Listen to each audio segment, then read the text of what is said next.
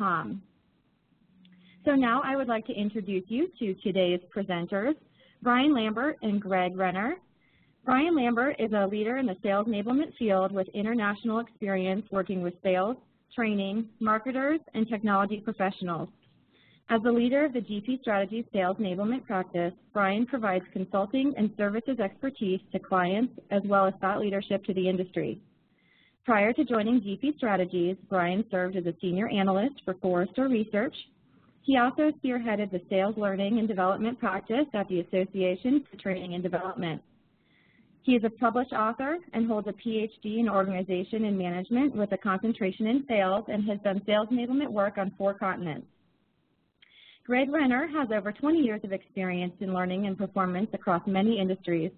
His focus is on helping clients drive sales performance with business-to-business sales teams. His expertise includes strategic organizational assessment, enterprise system implementation, workforce readiness, and sales training. Greg holds an MS in Information Technology, a BS in Civil Engineering, and served as an officer in the U.S. Navy. His work is focused on helping to bridge the corporate strategy to individual execution. With that, Brian, I will turn it over to you.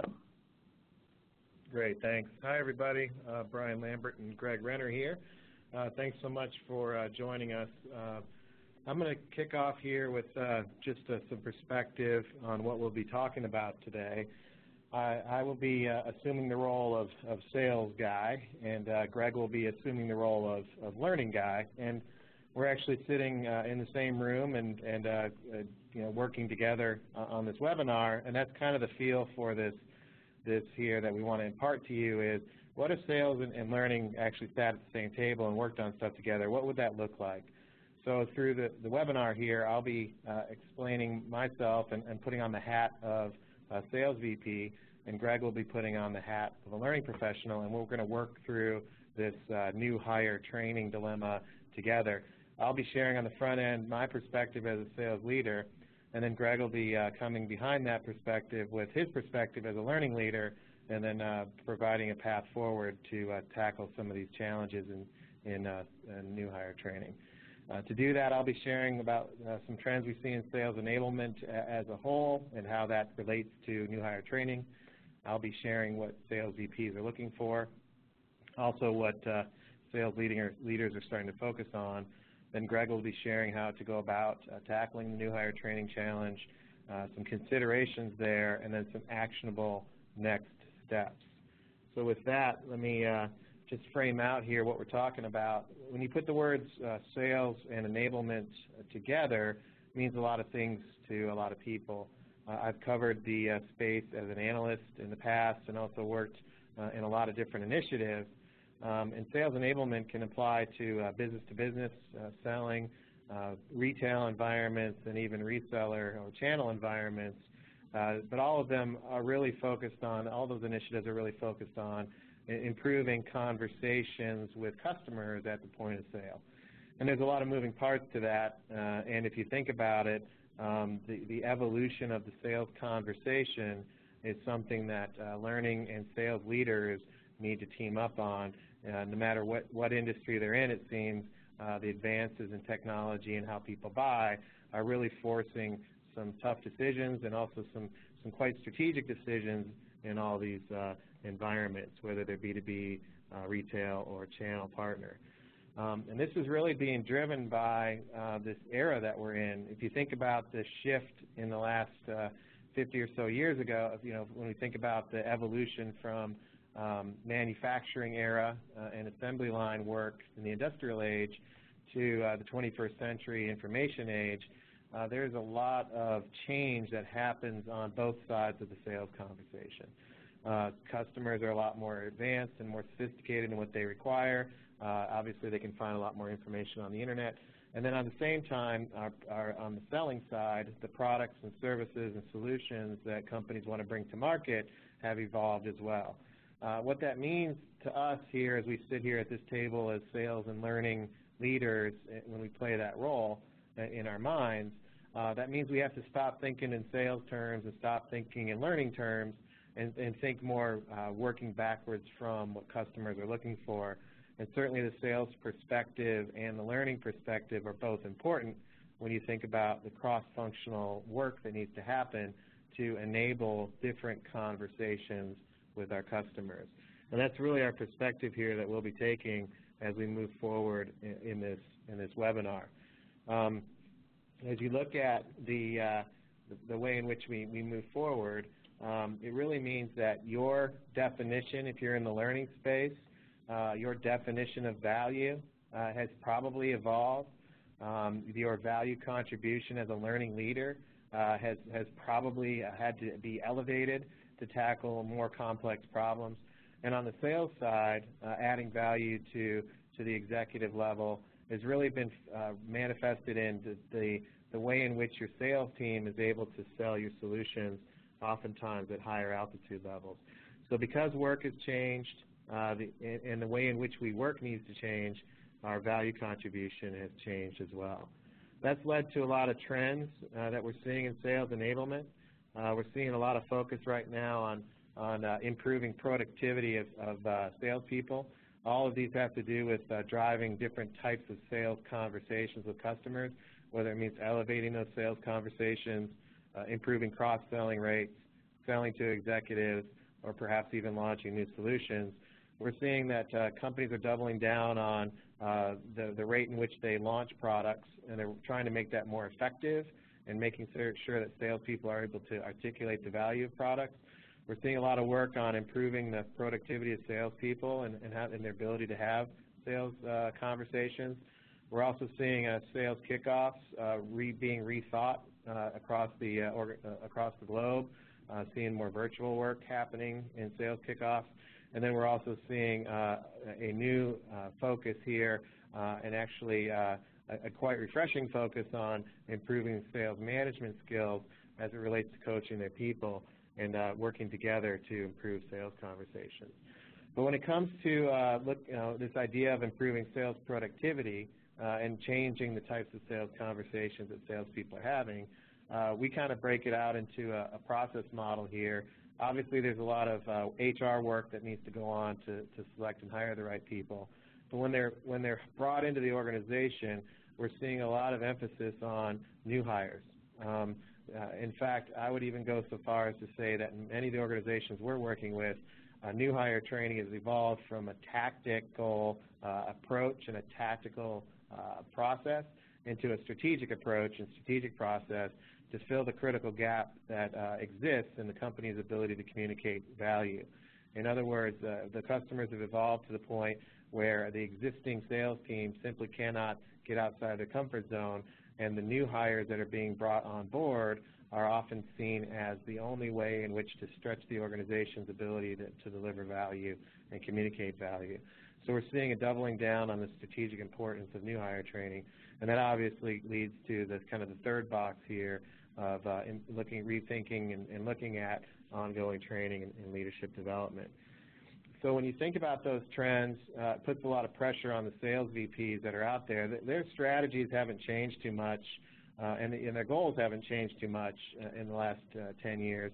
Clearly, they've got to increase revenue year over year and increase sales to new or existing clients.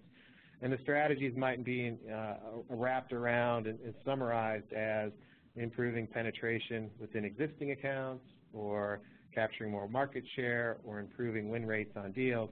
Those strategies obviously are important. But what we're seeing is kind of some issues popping up here, whether it's trouble working internally with marketing, or perhaps even revisiting the sales process, or even defining new metrics to watch. But what we're seeing across a lot of these strategies is a challenge in onboarding and training new salespeople. And this is interesting because now this is not just an HR problem, it's a sales leadership problem. So when you look at this setup here that I just went through, myself as a sales leader with my sales leader hat on, and then Greg with his learning leader hat on, we would both look at these issues and say, well, gee, that's an important consideration. We better somehow tackle the issues of taking too long to identify, hire, and onboard new and train new salespeople. The question becomes who's better equipped to tackle that? Perhaps the VP of Sales should tackle that, and that's the hat I'm going to wear here for the next few minutes, and I'm going to outline what I think is important. And then, or perhaps it's the learning leader's role here to tackle that, because some might say clearly that's a learning issue.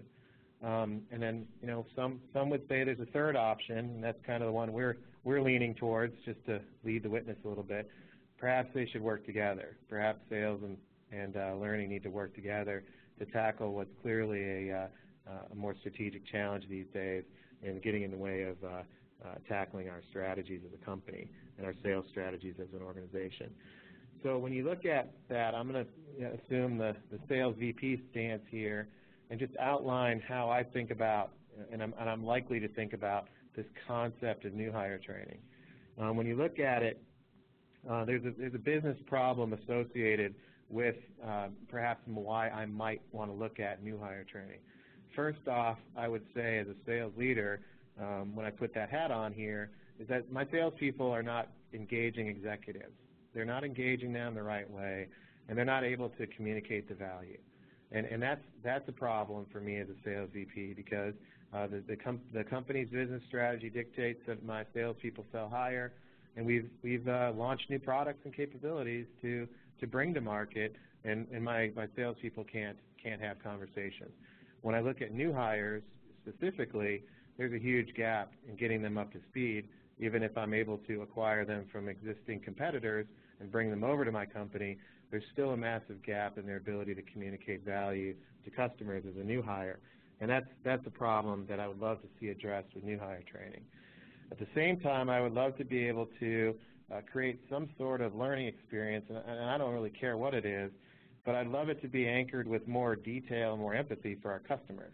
And again, I don't care what the experience really is or what's in it per se, just as long as salespeople are able to talk to customers. And let's make sure this is more realistic than academic. And because we do these things and we tackle this problem and we create this experience, I'd really love to be able to make sure that salespeople are able to act the way that they need to act and behave the way that I think they need to behave. I might have trouble articulating what that means, but I know it when I see it. And right now, salespeople are not behaving the right way. That also means, as part of this new hire training, that our sales managers have a role to play. I'm not exactly sure what that is, but I talk to my managers all the time, and I tell them they need to be talking to their people and making sure they get what they need to sell more at higher altitude levels. So let's make sure as part of new hire training that our managers have some accountability. And if we do all those things, our sales process and our sales metrics will improve, and at the same time, our ability to perhaps launch new products and initiatives will also improve, and we'll be able to make some results. When I look at improving new hire training, I'm kind of hesitant to just wave a magic wand, if you will, or mandate a complete new change. I'd love to be able to pilot a couple of things quickly and not have to spend 2 years revamping this new hire training. So I'd love to be able to pilot it and then figure out how to roll something out. So I'm thinking bite-sized chunks. So I've got all these things in my head here, and I've articulated them in a kind of a random way, but they're important to me. And the reason why they're important to me is our salespeople need different types of skills. And this is something that as a sales manager, sales leader, I have some thoughts on, and I've been in the space for a long time. I know our salespeople need to have these 7 attributes, let's just say. To some organizations, it might be 9, it might be 12, it might be 4, whatever. But there's a random list or a subjective list of behaviors that I think my reps need to be equipped with. I've thought long and hard about it, and they need to be driven. They need to be driven, and they need to be able to feed their quota. They also need to be more of an expert, a specialist in something. They got to be able to sell the vision of our company because we're evolving. They need to be a little more empathetic with our customers because our customers have evolved. They've got to be able to speak well in front of executives, so let's make sure we put that in the new hire training. There's this whole idea of leading with insights and being more challenger-like, so let's make sure we do that in new hire training too. And then they got to execute. So let's make sure we do that in new hire training. So that's what I want out of my reps, and I would love the new hire training to be able to achieve all that stuff. On top of that, when I look at my sales organization, there's a lot of different variables. You know, my regions have unique needs. They all have different ways in which buyers buy. As a global organization, for example, I might have reps that are more relationship-driven in some regions of the world, and in other regions of the world they might be less technical. So I've got regional differences, so the new hire training needs to account for that. The new hire training also needs to make sure that we're focused on sales results. I get from an HR perspective, we need to have culture stuff in there, and I get from an HR perspective, we need to be thinking about our core values, and I also understand that we have products, and product marketing and product speak is important from our brand folks. But for me as a sales VP, if they can't sell, I don't know why we're doing new hire training. So let's make sure we're factoring that in. Also, I think, you know, from an execution perspective, I'm not going to be able to do this alone. As a sales VP, I think it's critical that I roll this out and I execute, but I need some help. You know, I don't have the full resources, so I think I need to partner with folks like HR and marketing. But you know, sometimes that's harder. That's easier said than done. On top of that, budgets have been cut, so we're going to have to be really clear on what we're putting into new hire training to make sure we're moving the needle. And then I think when I look at this, these variables, I would love to be able to get more clarity on the sales conversations that need to happen, because I was just in the meeting last week with the executive team, and they shared their new business strategy that's going to take us out to 2018, and they're looking to me to make sure that salespeople have different conversations in the trenches, and that's a lot of variables here for me to be thinking about. So, you know, that's what's on my head when the learning leaders like Greg come to me and say, hey, I want to talk to you about new hire training. You know, that's what's in my head, and I guess I can summarize this as all these variables, challenges, and the way I think about things. I would net it out as, for me as a sales VP, new hire training programs often create more confusion than clarity with my salespeople. I'm hearing from sales managers things like, yeah, my reps are talking about, hey, you know, sales manager, I thought we changed our sales strategy, but you're asking me to sell products in a transactional way. Or my sales managers are wondering where our overall value proposition is going to be shifted to reflect our business strategy, and wondering where that training is going to come in to help their reps, because there's a big blind spot there. So that's my business problem that I have, is somehow we got to create some clarity here in what our new hires need to be doing, and somehow we need to start selling. And you know what? I'm not a learning guy. I'm not an HR guy. I'm a sales guy. So you know, I could use some help. But in the meantime, since I don't really know what to ask for and how to go about it, I think I'm just going to keep selling here in the meantime. So, you know, Greg, I think from my perspective as a sales leader, you know, that's my problem, and you know, I don't know if you can help me or not, but you're the learning guy. I'll stop talking now, and you tell me how we can work together. Sure. You know, I'll be the learning guy, and yeah, we certainly can help. And typically, what do we normally say in a traditional answer? In that, hey, we've got an issue with our new hire program. We want to do something about it. And the traditional answer often becomes, all right, let's create a new training course. We'll fix you up with a new training course. You'll be all set, and we're good to go. Yeah. All right. Well, as a sales guy, I'm not feeling that one. How much is that going to cost, and when's it going to be over? When are we going to get that one done? Yeah. So what we've seen, and as we've looked to explore this and say, all right, well, there's a need. There may be a conveyed need that says we need training. We need to change our new hire training. Well, some of the things that we hear are, you know, new hires are suffering from information overload. And let's say when we got that new hire training request, we said, all right, we'll do an initial needs analysis on it. And then we understood that the new hire behaviors and manager actions aren't tied to go forward sales strategy. And as we dig further, the lack of accountability and measurement of impact across internal groups that impact new hire programs, it's just not, the accountability doesn't exist. And then the new hire enablement developed and delivered is developed and delivered in silos. So we've isolated new hire training to just specific parts of the organization, and we have no ability to scale the delivery of this. And so that presents a problem. Then new hires are wasting selling time and inefficient processes and content. If we look at this from an isolation standpoint, then we get to, all right, it's inefficient, so we just don't want them to play into it because they don't have the time to waste on it. And then finally, new hire sales conversations aren't explicit, and it isn't matched to our design point for success. So as we kind of peel back the onion, we have seen these types of things that we hear from sales leaders and sales reps.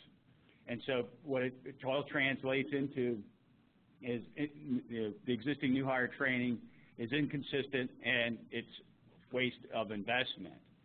So there's a couple of ways to look at it and say where do we go forward and what's the direction that we need to go to develop a solution. There's the course view, the program view, or the service view. And so traditionally what we've seen in the past is kind of that course view where we're looking to just refresh what's there. Here are some areas that don't look right that we can fix, and we'll refresh that and we'll have an output, which our scope is just that new course. It's a specific output.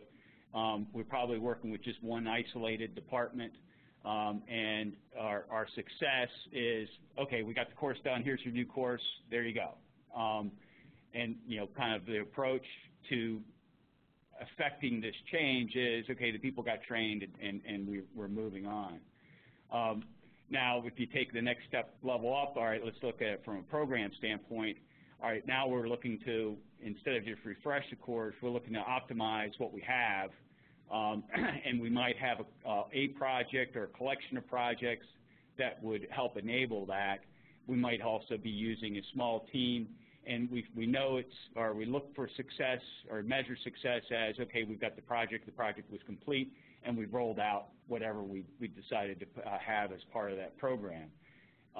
If you take then the next step above that, our focus, we want to transform the business. We want to align ourselves to the VP of sales in the world that they're living in. We understand what's happening in their organization, shifts that are occurring, and how we need to transform or be a partner in helping transforming that. And so we're looking for ongoing results, not just the outcome of a particular project, but we're looking to have something that can be sustained and last the test of time. Our involvement is going to be a cross-functional team within the organization, and this will measure success by the business results that have been achieved over that period of time. And our approach is just collectively within that cross-functional team, the partnership with sales operations is a new way of working. And so our view is that's the target that we were going to go after, and that's the approach that we're using. So Greg, as a sales VP, sales leader, sounds like you understand my issues, which is the sticky pad slide you just showed. And it sounds to me like you're not a proponent of a course or even a program.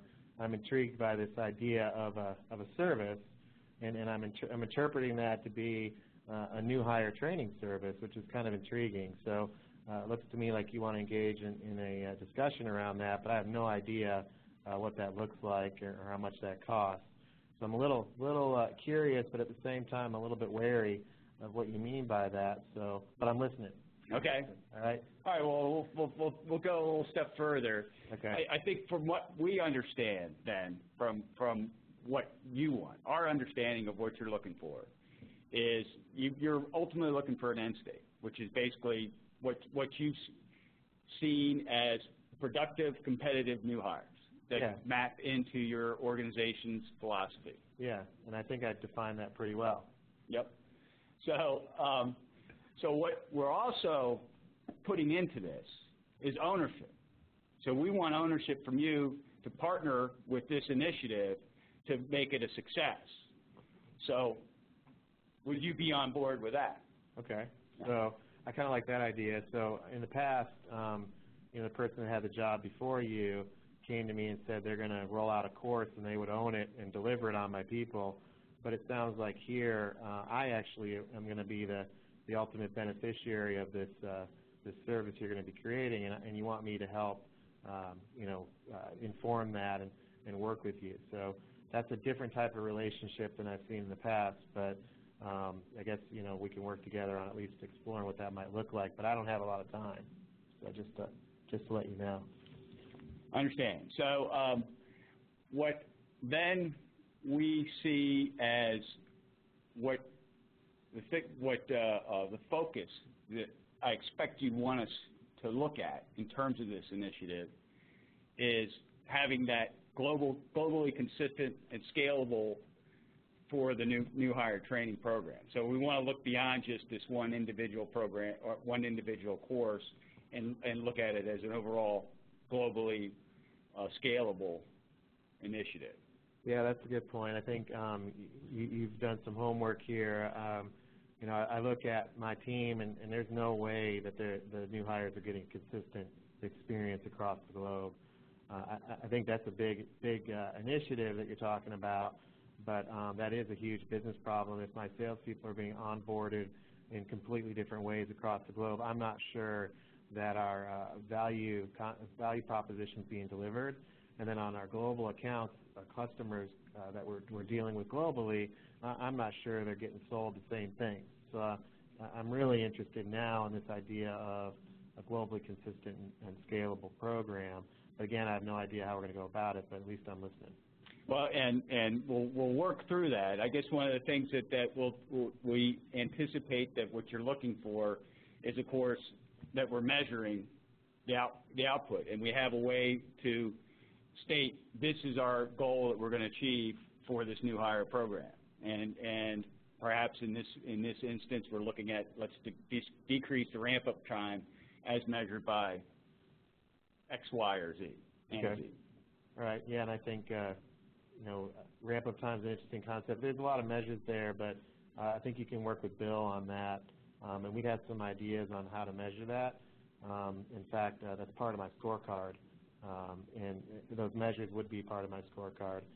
I don't think we've ever measured ramp-up time. Obviously, quota is important to us, but I think that's an important conversation we should have. And if we tied that to your globally consistent view, I could see how this might shape out. Okay.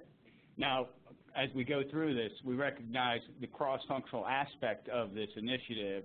We need to make sure that the right stakeholders are there that can represent those different parts of the organization that will help ensure that we're heading down the right path and we make this a success. Yeah. Well, I don't have time to deal with all of them. Can you guys help me with that?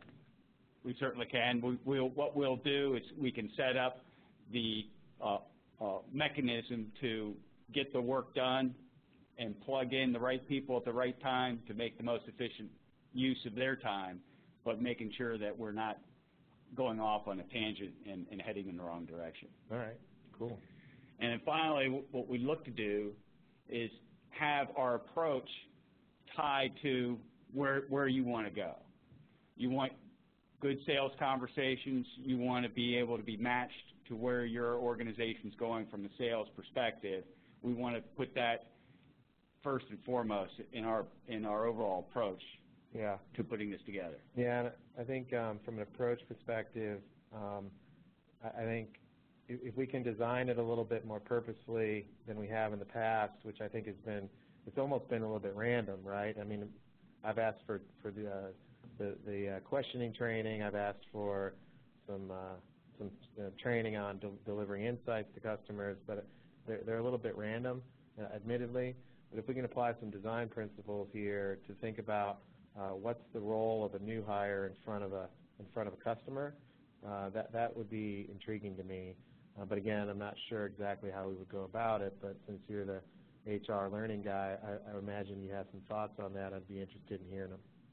As a matter of fact, we've taken a look at some of that, but ultimately what we're doing is, of course, being totally focused on decreasing that ramp-up time. Would you agree that that's what we want to have accomplished as our outcome? Yeah. Again, we have to figure out what that means and how to measure it. But if we can improve our salespeople's ability to communicate value more quickly and not take so long to achieve their quota, and you're saying you can do that through the new hire training work that we're initially talking about here, absolutely. I'd work with you on that. Okay, great. Well, one of the things we have to understand here as we go through this is, we're taking a blend of the tops down along with the bottoms up, and it isn't as easy as you think it might be. I mean, you're looking at it from the tops down standpoint, how to work to do the right things. So we've established our working towards our strategy. We talked about decreasing ramp-up time as a goal that we're going to go after. Well, there's a strategy that's baked into that, and an engagement that helps allow our success in that strategy. And looking from the bottom, as part of the execution and delivery of this, and how we want to work to do things right, we've got an execution model that we want to follow, that we can be successful. Well, the thing about it is that in between those two is this, what we call the brackish gray area or stratacution, where we need to ensure that we are co-defining our success, co-tackling the root cause problems, and being relevant and timely, and have the right context in where we're going, and blending of the know-how. So there's a combination of things that we need from you and your group, and from the stakeholders, and from the various folks within the organization, that it's important. And then there's things that we're going to bring to the table that are going to help in terms of getting to the end point. Yeah, I think I hadn't thought about that. I think I see myself as owning the sales strategy, but I guess what you're talking about here is this idea of how do we tackle new hire training strategically, which I hadn't really thought of that before. But I think when I look at the sales force, that we've got to do a better job at onboarding the new hires, and if we can together figure out what that looks like, and that would be a different type of relationship again, and that's maybe what you mean by engagement.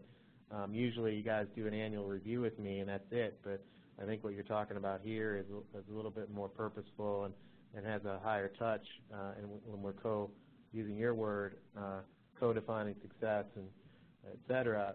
I'd be open to that. We just have to be clear as what my time commitment would be, and how this would plan out. But I also imagine that you guys have a lot of capability on the execution layer here that can help us get done with your instructional designers and your facilitators. So if we're talking about figuring out what that looks like, I'm open to it, but again, I can't design it for you.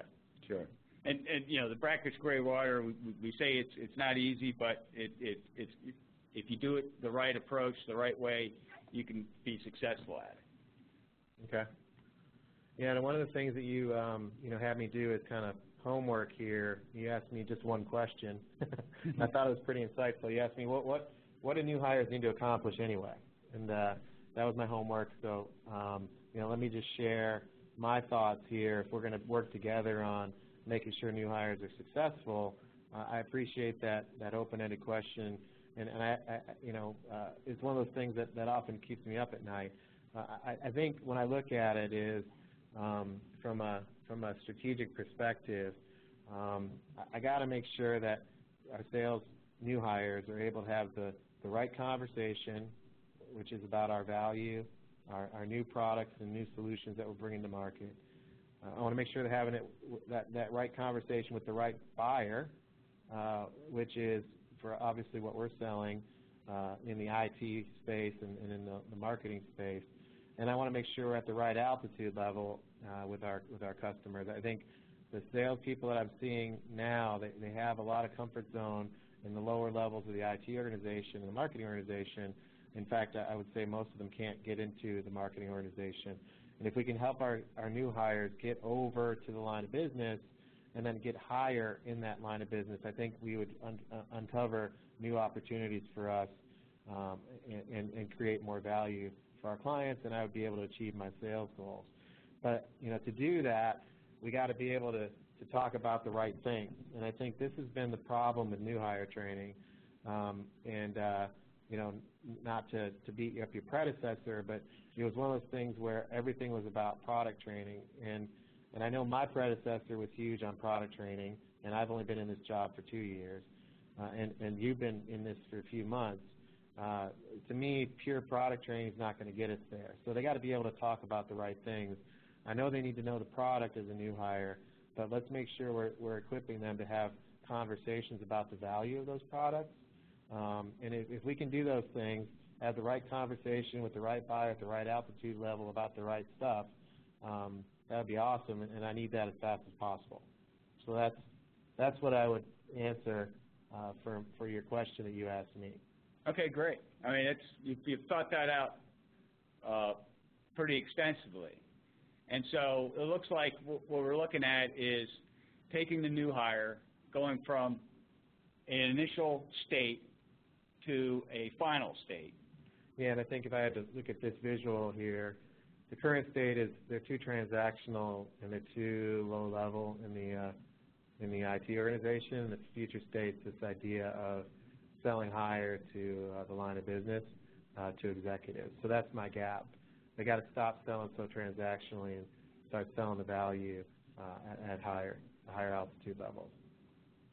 Okay, so we can say that we need our new hires to help us grow the company, and we measure it by decreasing ramp-up time, and we're going to identify the objectives and goals that support that strategy, and we want to transform that new hire experience, and we'll recognize that this has a connection to investors and our executive team. Yeah, clearly you brought in some thinking here, and through this conversation, I think we can even refine this further, but I appreciate you putting the effort in to kind of have a point of view. Yeah, so if we gave this some clarity from transactional to more solution selling, sell higher, the idea of growing the company becomes what I articulated to you, selling to the right people at the right altitude level and saying the right things. I would clearly I would imagine, be on the investor team here to help fund something like this. Again, I don't know what it would take or whatever. I think I might have a little bit of money, but I think if you could help me, as you mentioned earlier, get the other stakeholders involved, when it comes to decreasing that ramp-up time, I got to work with our marketing team on these more value-based messages, and maybe we can fold that in. And in fact, we have a sales kickoff coming up at the end of the year where my plan is to launch a new focus on our newest solutions, portfolio solutions. Maybe we can incorporate some 1-2 punch here where collectively we're able to build the right kind of new hire experience and then maybe even launch it at the sales kickoff. But, I don't know. You'd have to tell me how we do that. But there's marketing, there's sales operations, IT has a role to play, and then also we might have to go to our CEO and get some money for this. So, and kind of what you're describing and what we want to do is, one, take a look at it from a holistic standpoint. And so in what we've identified here are some of the inputs that we want to that feed into our overall objective in decreasing ramp-up time. So we've got the expectations and the role definitions of the individual, some of the content that will be included, the talent that we bring in and how that happens, and our overall approach and different collateral. I think to add to that, we can throw in the marketing aspect of it, what materials we have from that, as well as upcoming events, and we can put that into the discussion as we look ahead and where we want to go forward. Yeah, I think if you look at the input side of this, clearly you've got the HR stuff covered, but there's also this idea of, you know, I'd love to get inputs from our own sales management in the trenches. Maybe there's something you can do there. I mean, they don't like what they're getting for new hires right now, so maybe we could factor them as an input as well. Certainly can. Okay.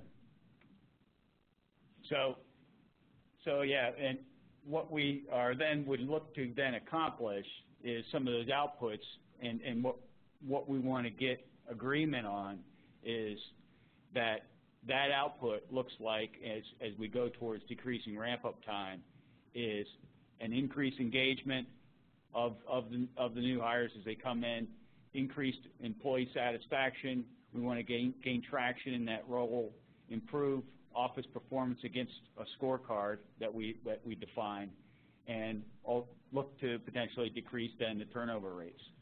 All right, that's cool. So yeah, I mean, when I look at this, I mean, salespeople, they need to be engaged, right? I mean, they're in a sales role, so I don't know how much we need to sweat this idea of increased engagement, but I mean, to me, they're a new hire. They need to get out there selling, and as far as satisfaction in the role, I guess you guys can measure that, but again, in a sales role, they should be pretty driven to drive revenue.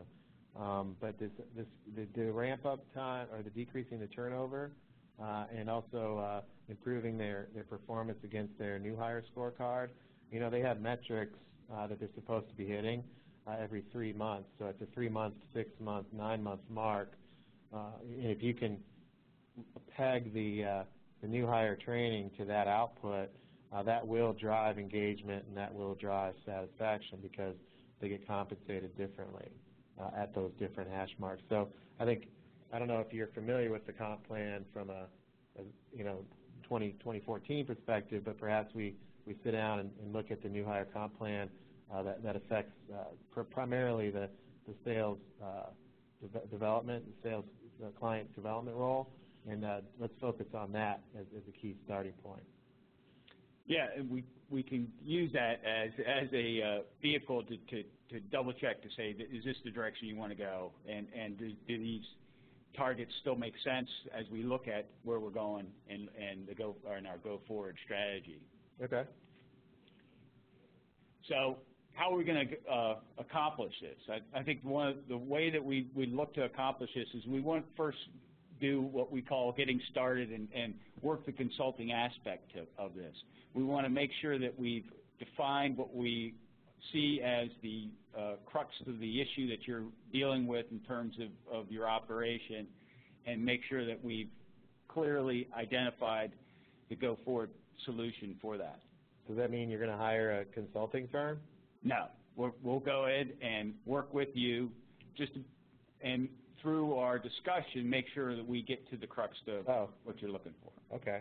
That's cool. Then once we've got that all put in place, then what we can do is do what we call our Act 2 and accelerate the momentum, install the services from a holistic standpoint that enable to achieve what we're looking to accomplish in that business outcome. Okay. Yeah, I guess we have to figure out what that looks like. I think with something like this, again, back to my earlier comment, I'd want to start small. And quite frankly, I have not seen any of our training roll out this way. So I want to work with you on this, but let's pilot this thing small first, because I want to make sure you guys can deliver. That makes perfect sense, and that's along our approach and how we want to accomplish this. Now, one of the things that we'll want to define up front is, as we look at this from a holistic standpoint, are a number of different answers to questions that are relevant to achieving that business outcome. And they go beyond, okay, we need better training, or what's going to be in the training.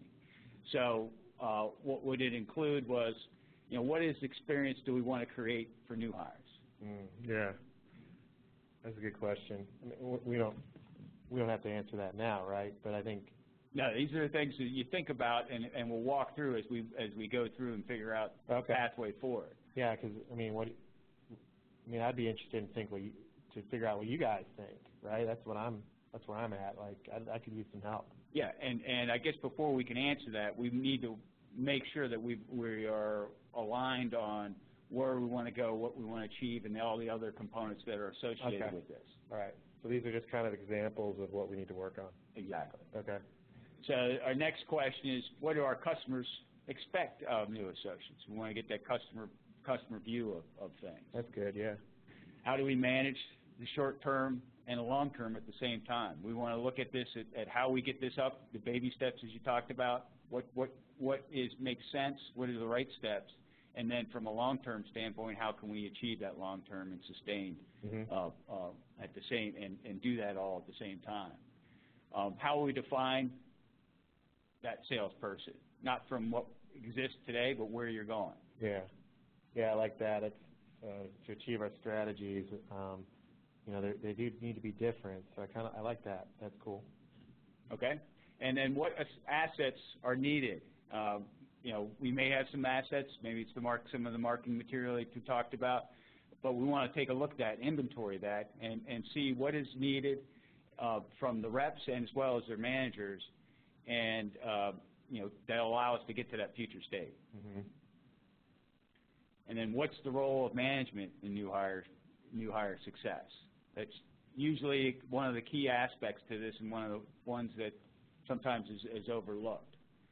Who needs to know what and when? So we've got the stakeholders that we talked about before. We want to make sure that they're plugged in at the right time, and like we said, plugged in a way that makes the most effective use of their time. And then, you know, what do we ask from them, and what do we need to tell them? You know, how do we anchor the new ways of working? So if we're changing how we're working, we need to come up with a way to anchor that so we can move forward on it. How to sell others on what we're doing and declare victory for our progress. You know, we want to make sure that the organization understands what we're doing and can understand the value that it's bringing to the organization. How we measure success, of course, we talked about that. How we make this work consistently and repeatedly. So we want the program to be to where it's in all the different parts of your organization working the same way, and as new hires come on board down over time, they're getting the same output. And then we want to also factor in the technology into helping them become successful. We don't want it to burden them. We want to make sure that we can assess that the technology is helping them to be successful. And then how do we factor reality in the trenches? You know, operations has things that they got to deal with that we want to make sure that we're in line with that, because we don't want to go off into a different direction where it's going to impede them as opposed to helping them out. And then finally, we want it to be aligned with our own HR and legal requirements. Yeah. So that's it, huh? Yeah. Once we got all these nailed, we're done.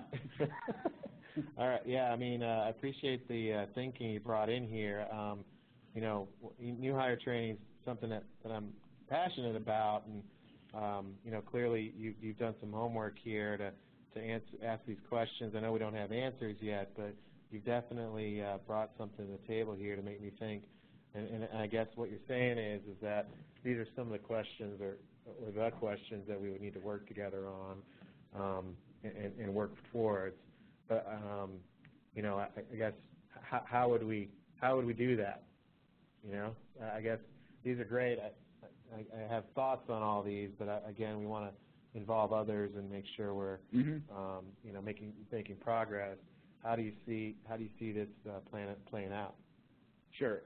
Well, we look at it as putting in a framework or service framework and architecture.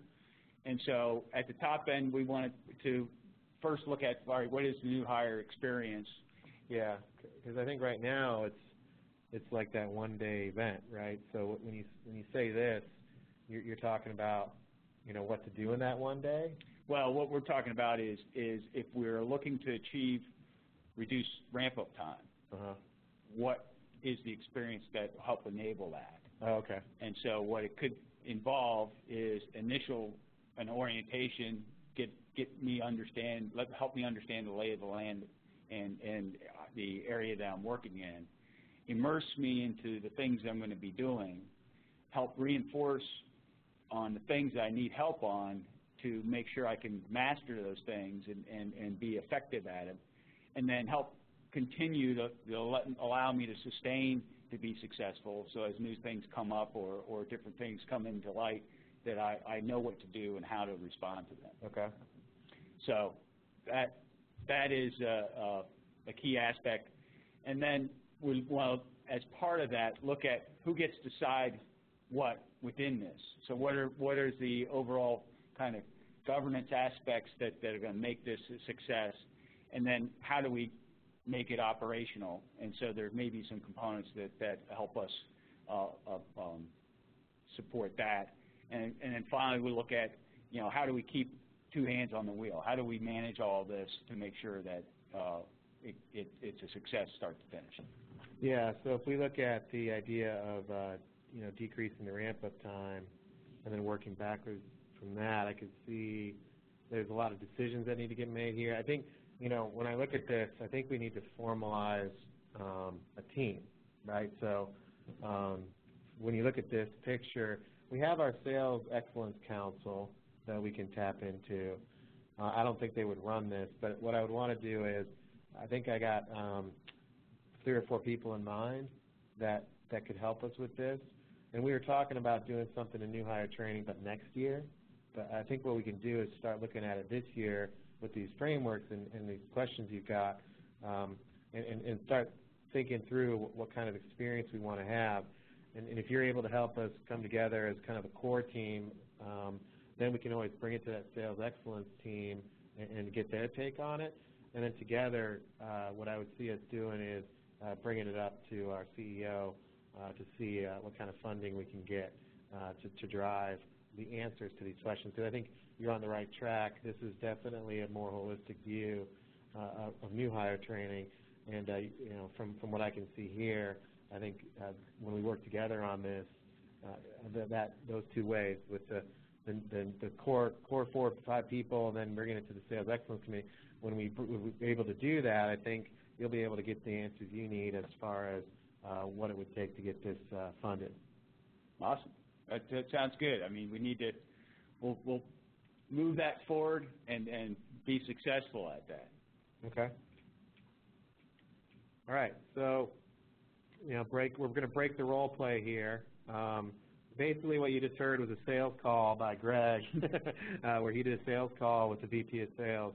The amount of work and structure that he put into it to get to that sales call was pretty important. Clearly, he understood the sales strategy and the business strategy, and he had a point of view around what I would need to be successful. And really, from his perspective in that sales call, all we was looking to do is establish conceptual alignment and then figure out if I would want to continue in the process. In the big scheme of things, we actually, in that sales call, didn't actually solve anything, but we were able to frame out perhaps how we might work together. And I think that's a big, huge miss in many learning and sales leader relationships is, not enough time on the upfront meetings to determine how to work together, and then too much kind of jump into the answer, if you will. But through that process of that sales call, what Greg was able to do with me as the sales leader was kind of position more of an outside-in view of new hire training. And I think that's an important consideration. If you think about how we started with the sales strategy and the business strategy, and then we worked backwards to how we're going to work that, we were able to spend a lot of time on conceptually driving the right types of relationships with our customers. And I think that's the stuff I want to talk about as a sales leader, is how we're going to drive growth and revenue by doing the work in the new hire program. I think in many learning relationships, HR relationships, oftentimes it's like, well, here's the courses we can do, here's the topics we can run, here's the course catalog, which one do you want? And that's not necessarily something that's super exciting to me. And I think when you see this playing out, a lot of what the upfront work is this idea of, can we come to some sort of shared mindset here on the problem we're solving. And I think that's what Greg was able to do in this sales call. And then, going forward, there's obviously some process steps that need to be outlined. We need to bring in the right skills and then determine what we're going to build for content and tools. But really, if we don't have a shared mindset on the front end, we're not going to be able to come up with a process and how we're going to work together. And then it's kind of a moot point on what skills and content and tools to build together, because we're going to be missing each other. And at some point, I'm just probably going to hire an outside vendor anyway, because we're not aligned. So I think that's what I like about your approach, Greg, is getting alignment on the problem first and making sure we're locked in on tackling the same problem. Because if you don't do that work as a learning leader, I'm definitely going to be more apt to just outsourcing this whole sales training thing, because they think more like I do. Okay, so our key takeaways in this discussion is, when you deploy a service, it extends beyond just creating isolated training courses. You got to look at the holistic view and the end-to-end view, and the solutions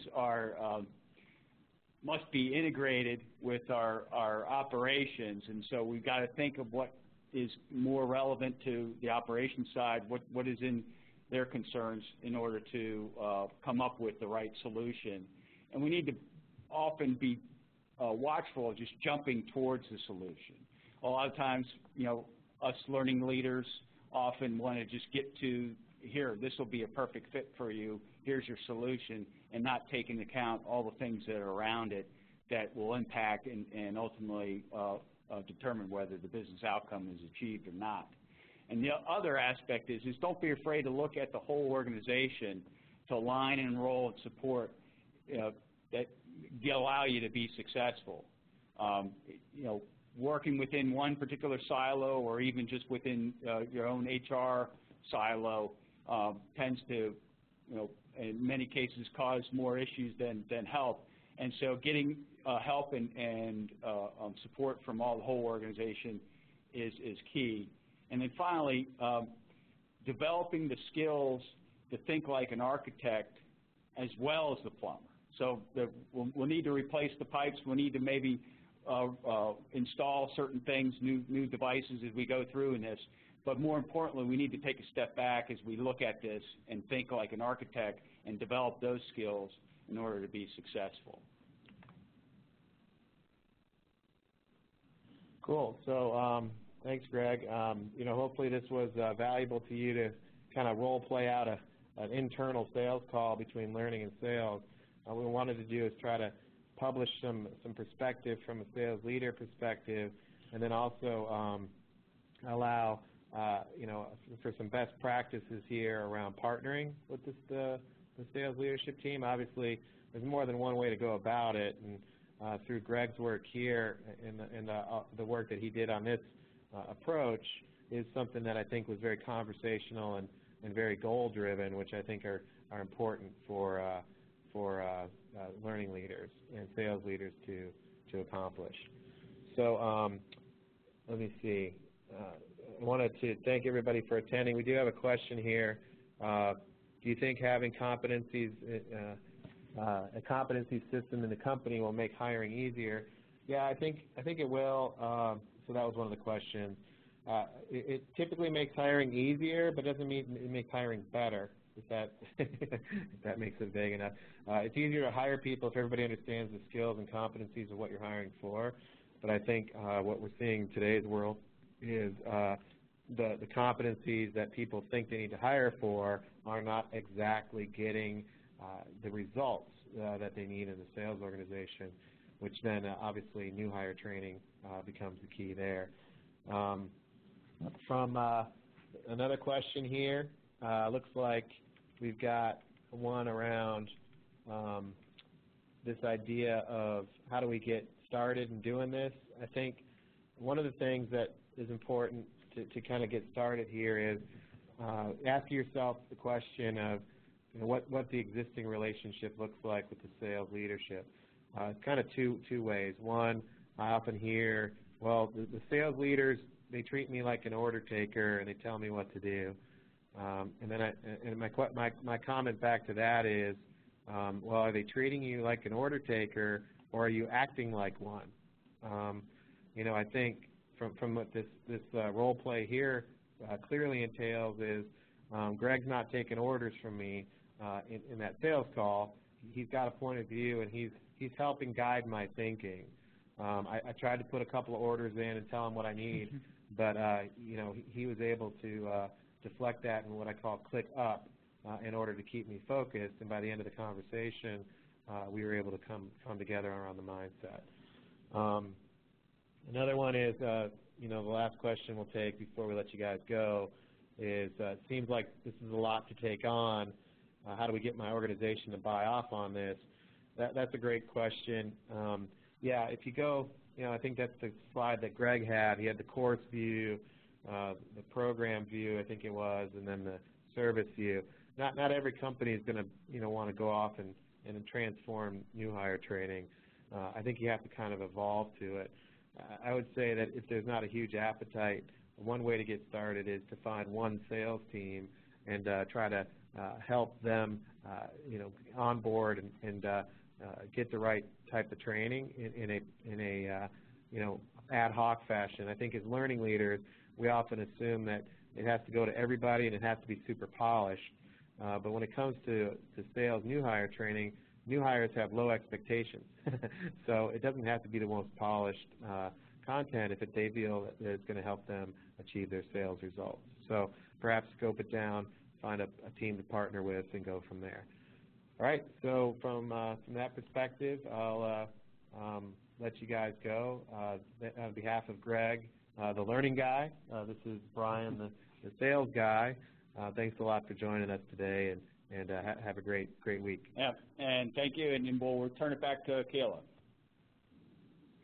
Yep, thanks everyone. Thanks Brian and Greg for that great presentation. Obviously we didn't get a chance to cover all the questions today, but Greg will be putting together a blog post kind of covering the key takeaways from today, as well as addressing any of those questions we didn't get to. And so also we encourage you to keep in touch with Brian and Greg. Their contact info is up on this last slide. And I want to remind you that the recording and the slides from today will be sent to the email address that you provided us before Friday. And so we'll go ahead and wrap it up. Thanks again to our speakers, and thanks everyone who attended for your time and attention. We hope that you'll join us again for our next webinar, September 24th, on designing safe instruction, the use of 3D animation for training. For GP Strategies, I am Kayla Rotz. I hope you all have a great day.